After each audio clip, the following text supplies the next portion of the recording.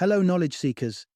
In this episode of 20-Minute Books, we dive into The Cult of We, a riveting account of the astronomical rise and staggering fall of one of the world's most valued startups, WeWork. Written by Wall Street Journal reporters Eliot and Maureen Farrell, who themselves broke the story of WeWork's collapse. This book encapsulates the tenacity of ambitious startup dreams and the harsh realities that often follow. Brown and Farrell weave a tale of how an office space company managed to bewitch some of the world's top investors for nearly a decade, only to crumble under its own ambitions. With a potent mix of financial journalism and gripping storytelling, they break down the blunders, victories, and misguided optimism that characterized WeWork's journey. Both authors are seasoned journalists with robust credentials. Eliot, an expert on commercial real estate, startups, and venture capital, and Maureen Farrell, an adept reporter of deals, bankruptcy, and startups, bring their collective experience and insight to the narrative, enriching it with their nuanced understanding. The Cult of We is not merely a chronicle of a startup gone wrong. It's a profound examination of the startup financing ecosystem, making it a must-read for those interested in economics, startup culture, entrepreneurship, or anyone curious about the dynamics that dictate the successes and failures of modern businesses. Sit back and join us as we explore the fascinating world of WeWork in this episode.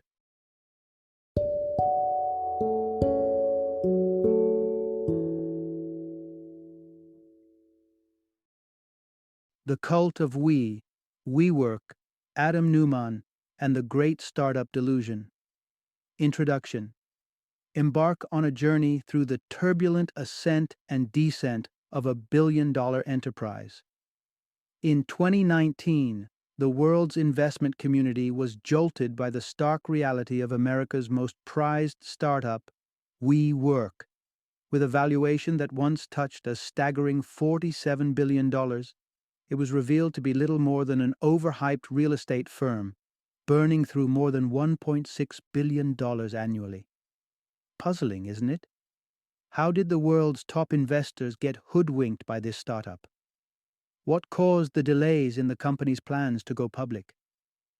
And most importantly, how did the flamboyant, party-loving CEO of WeWork, Adam Neumann, manage to dodge the bullet? In this narrative, we'll dissect the complex matrix of elements that played a role in the extraordinary roller coaster ride of this company.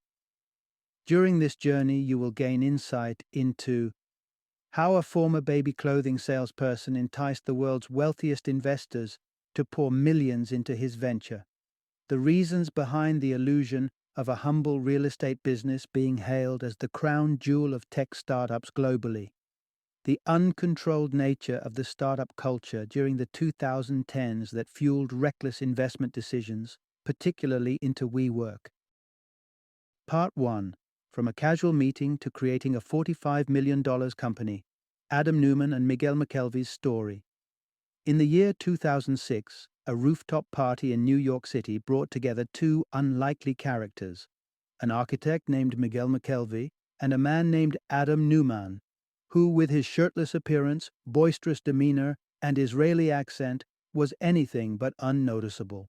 A friendship was kindled that evening, and soon after, Neumann found himself seeking McKelvey's guidance to find an inexpensive location for his baby clothing enterprise.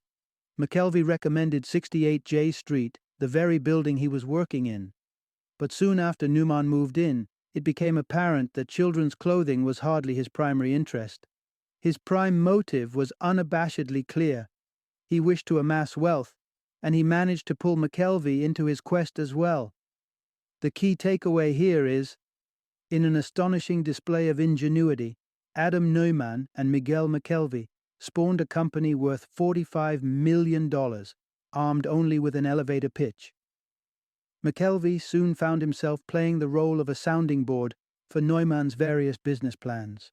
Among these was an idea that, despite not being groundbreaking, held promise. Neumann aspired to lease ready-to-use office spaces to tech firms. The gist was that the clients would pay a premium for flexible furnished offices, and Neumann's strategy was to pack these offices closely together to bolster profits. McKelvey was hooked, and together they pitched this idea to their landlords at 68 J Street. Their proposition found willing ears.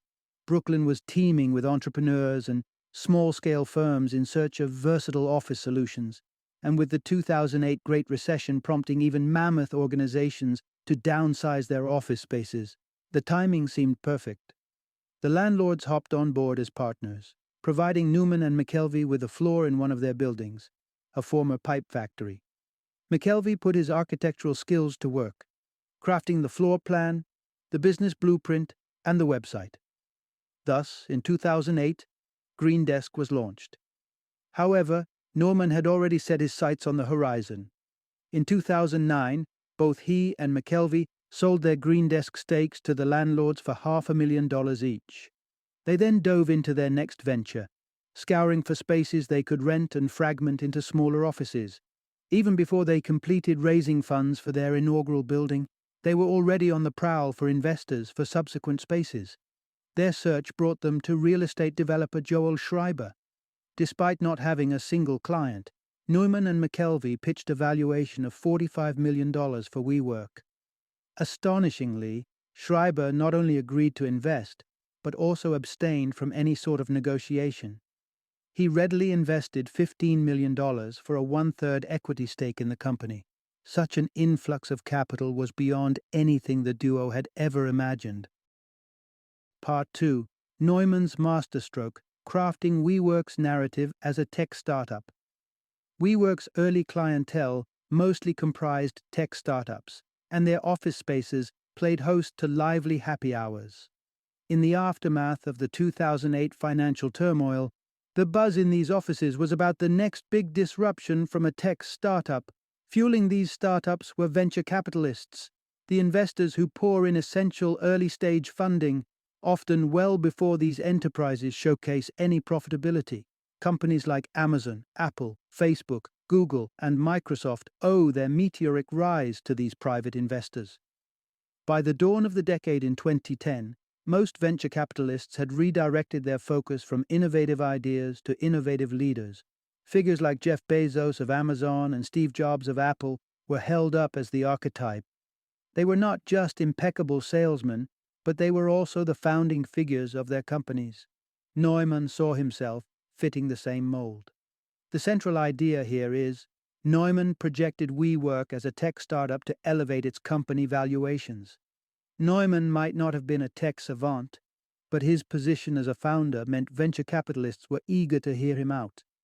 To pitch his real estate firm in a new light, he cleverly rebranded it as a tech startup, leveraging the tagline "Space as a Service," a twist on the emerging software-as-a-service business model. Neumann and McKelvey's pitch for WeWork also underscored the eroding boundary between work and leisure.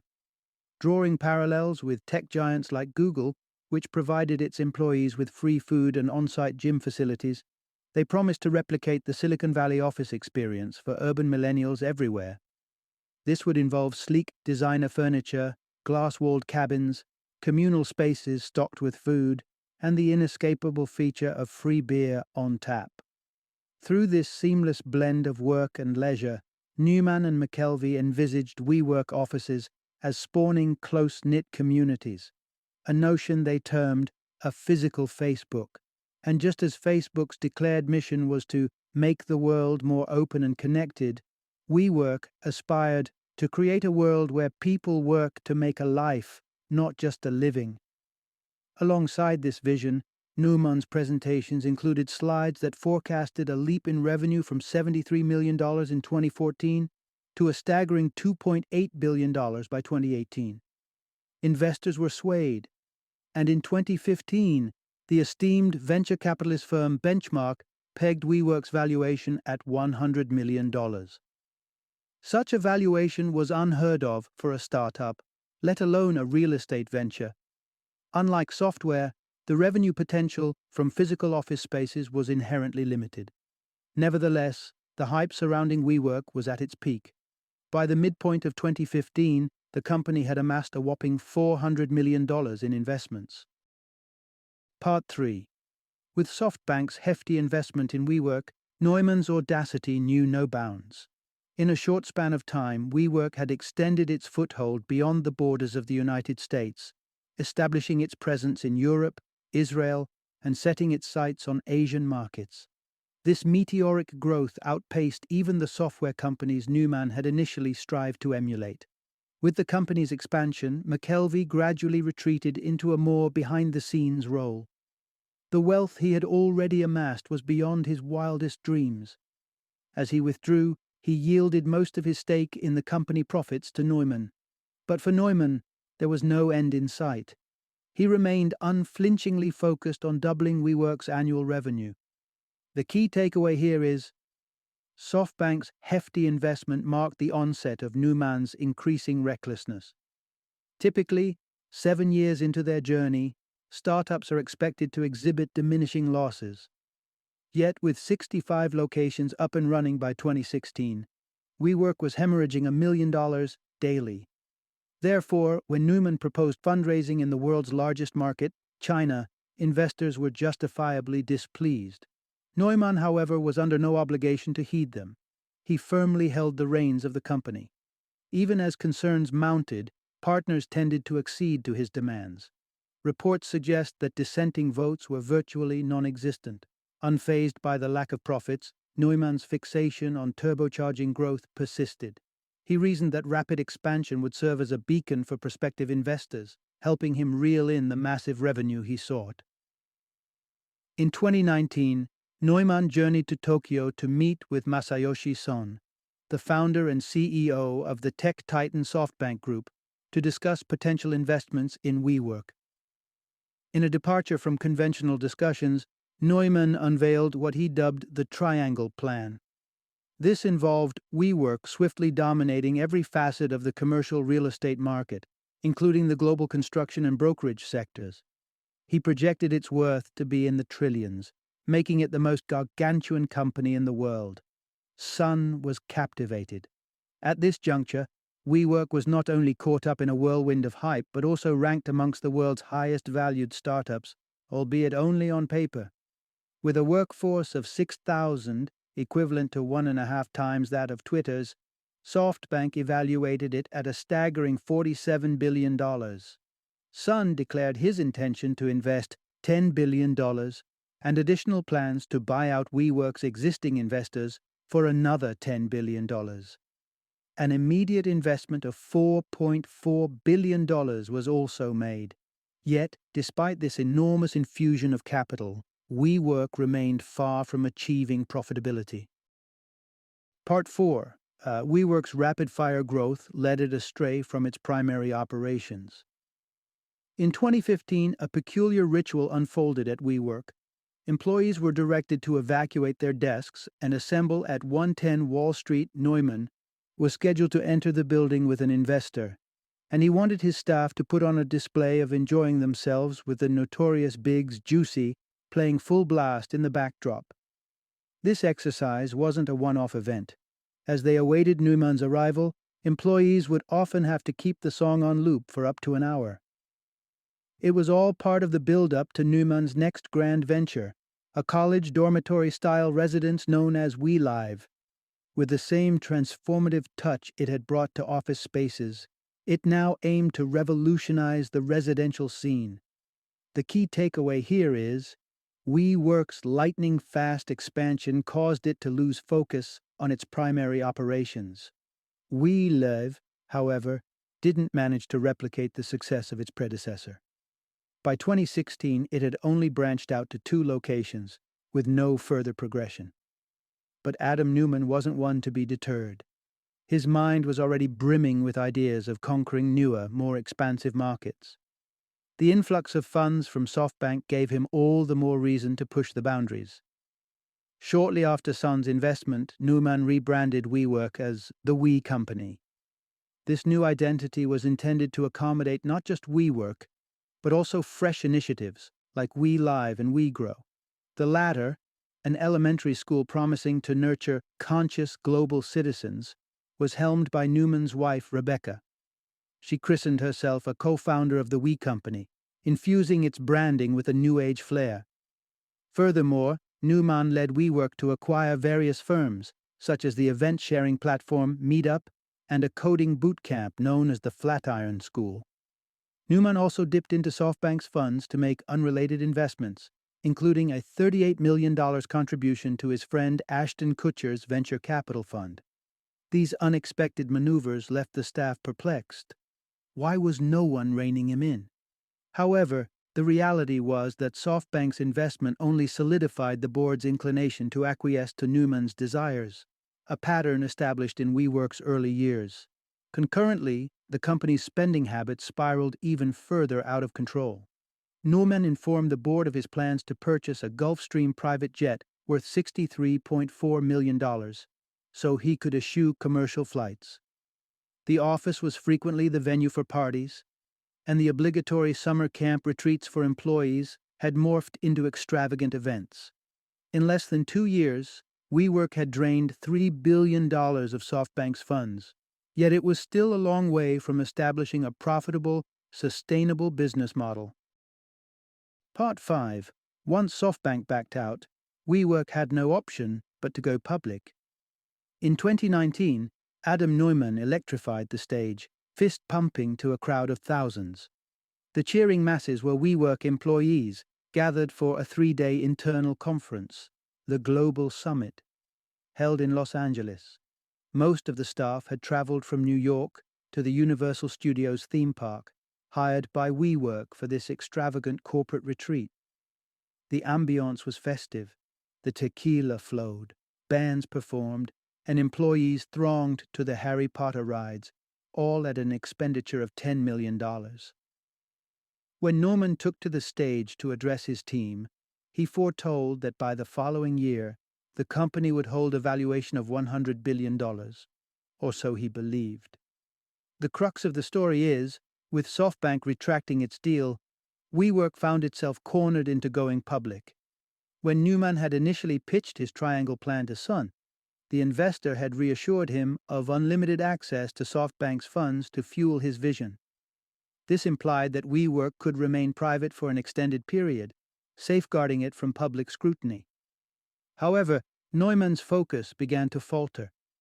Despite 8 years of swift growth and billions in losses, he ventured further afield from his original concept. Beyond the mishap with WeLive and his haphazard investments, he now aimed to have WeWork venture into software and food sales. He envisioned providing housing for WeWork employees and educational facilities for their children. While Sun only egged the founder on to dream bigger, the final say didn't rest entirely with him. A significant portion of SoftBank's $100 billion vision fund came from the Saudi government, which had a say in substantial investments. Initially, Sun had managed to captivate the Saudis into backing the WeWork investment. Over time, however, they became increasingly skeptical of Neumann, as did SoftBank's shareholders in Tokyo. As 2018 drew to a close, Sun called Neumann to deliver the disappointing news. The WeWork buyout was no longer viable, he said. The deal had to be scrapped. A mere 4 months after the global summit, Neumann found himself compelled to announce that WeWork was prepared to go public. Despite being the exact opposite of what he desired, once SoftBank backed out, there was no one left to invest billions into the company. For the employees, however, this was a silver lining. WeWork's pay scale was more modest compared to other startups. They lured potential employees with the promise of company stock. Some were banking on millions, depending on the company's valuation. If WeWork were to go public, they believed, they could finally hit the jackpot. Part 6. WeWork's leadership crumbled under Adam Neumann's indulgent lifestyle and personal avarice. Gradually, the concerns of employees and investors extended beyond WeWork's vast losses to focus on the founder himself. Neumann's personal net worth reached a whopping $10 billion in 2019, thanks to the lucrative agreements he concocted for his own benefit. Simultaneously, he drifted further away from his employees. He became infamous for his extravagant parties aboard his private jets and was perpetually accompanied by a retinue of aides, including a hairstylist and a surf instructor. Despite the growing concerns, Neumann held the reins of WeWork, commanding 10-to-1 voting power over other shareholders. But as the company geared up to go public, Neumann abruptly decided he wanted even more control. He insisted to his exasperated aides that he was entitled to a 20-to-1 voting power. The crux of this part is, Adam Neumann's lifestyle of excesses and personal greed ended up eclipsing his leadership at WeWork. In the summer of 2019, WeWork's legal and accounting teams, along with its executives, began working on an essential document, the IPO prospectus. This document details the company's financial position as it prepares to list on the public stock market. Prior to its publication, the communications department compiled a list of all potentially damaging details about the company that the press could scrutinize. The 20-page list unveiled instances of Neumann's profiteering, including WeWork's restructuring for his tax advantage and his sale of the We trademark to WeWork, his own company, for $5.9 million. The chickens came home to roost when the financial documents were unveiled on August 19, 2019. Initial news headlines zeroed in on the company's astounding $11 billion in losses. Then, the prospectus came under ridicule on Twitter for its lofty tone, dedicated to the energy of we. By the day's end, the focus had shifted to Neumann's 20-to-1 voting power. Meanwhile, in his Tokyo office, Sun found himself grappling with humiliation. It was evident that market investors didn't see WeWork as a $47 billion company, as he had proposed. They didn't even seem to value it between $15, $20 billion. For nearly a decade, Neumann had successfully convinced top-notch investors to amplify WeWork's valuation and supply a constant flow of funds. However, the end was near. Barely 2 days after the IPO documents were released, Neumann finally decided to step down, but not without securing a $1 billion severance package for himself on his way out. Final summary. Here's the core takeaway. At the heart of the economic downturn that gave birth to the Great Recession, Adam Neumann and Miguel McKelvey kick-started their real estate venture in Brooklyn. It was a time when large corporations were abandoning their vast office spaces, while tech startups were burgeoning. WeWork found its niche in leasing out these spaces to these emerging businesses. Neumann leveraged his skills in salesmanship and tech-centric branding to attract the audacious investors who were also financing his tenants. By 2019, his relentless pursuit of growth propelled WeWork to the pinnacle of American startups. But Neumann's continual disregard for profitability became his undoing, leading to the collapse of his empire within the same year.